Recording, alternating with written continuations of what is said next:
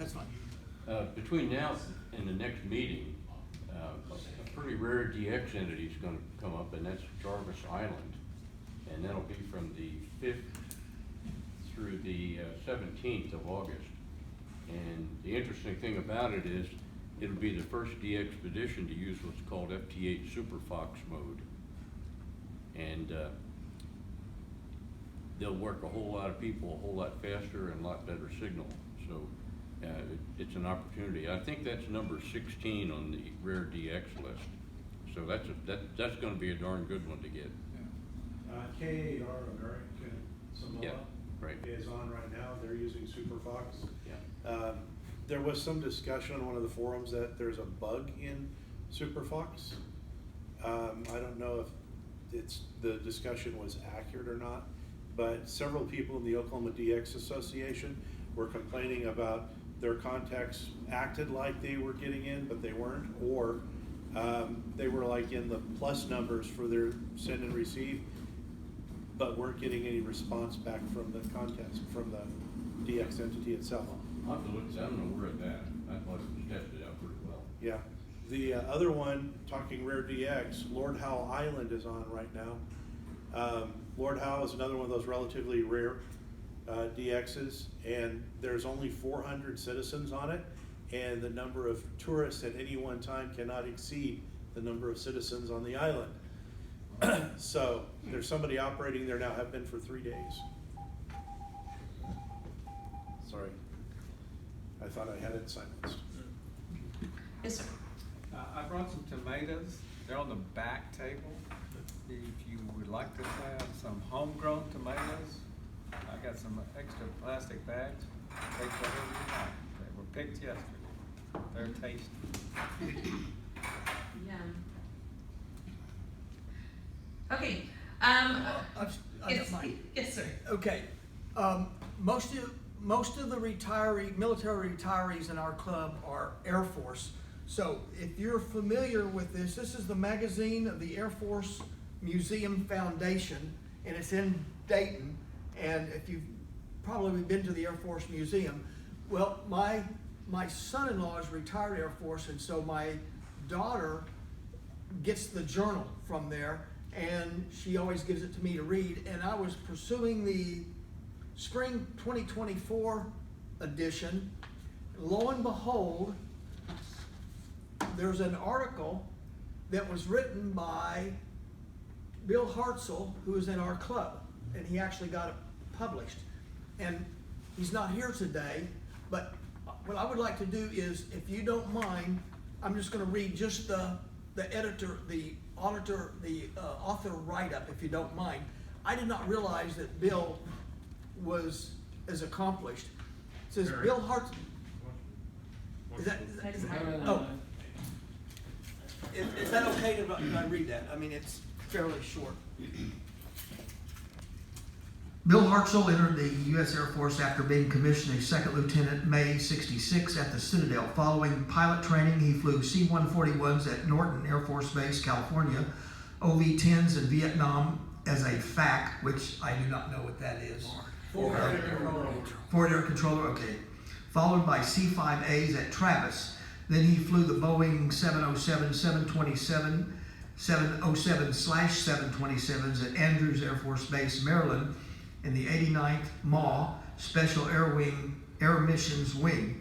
After being selected to various staff positions, he commanded the 1998 Comm Group at McGuire Air Force Base in New Jersey and served during Desert Shield Storm. He finished his U.S. Air Force career at Tinker Air Force Base as Director of Operations at the Headquarters Communications Systems Center, retiring in 1994.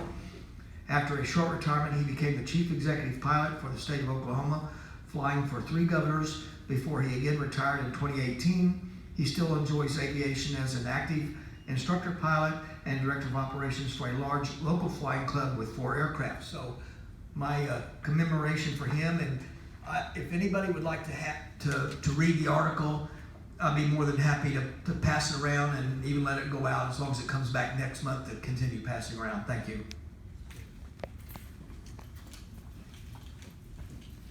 Oh, the name of the article is my my father's P-38, so it was probably a war trophy would be my guess. His conversations, Yes, sir. his conversations, I, how we get together to eat are pretty interesting. The conversations when they get together to eat are pretty interesting. all I can do is turn Facebook on and look at it. Will Facebook accept Acrobat PDF documents? Yes. As Ah. as an attachment to a post, yes. Well, perhaps you could just scan that and make it into a PDF. Or I could if nobody else could Well, I don't do it. mind scanning, I don't have, I'm not on Facebook, so I'd have to send the PDF to somebody. You need to get Air Force, well, the journal's Yeah. permission first, which Oh. I'm sure they would. Yep. Well, maybe you do and maybe you don't. We're Oh, not, that's they're tough. non-profit, we're That's non-profit. copyright. They can send you a letter, cease. Well, you ask them if you first. Put it up. The academic world, yes. Easier to ask forgiveness than permission. Yes, sir.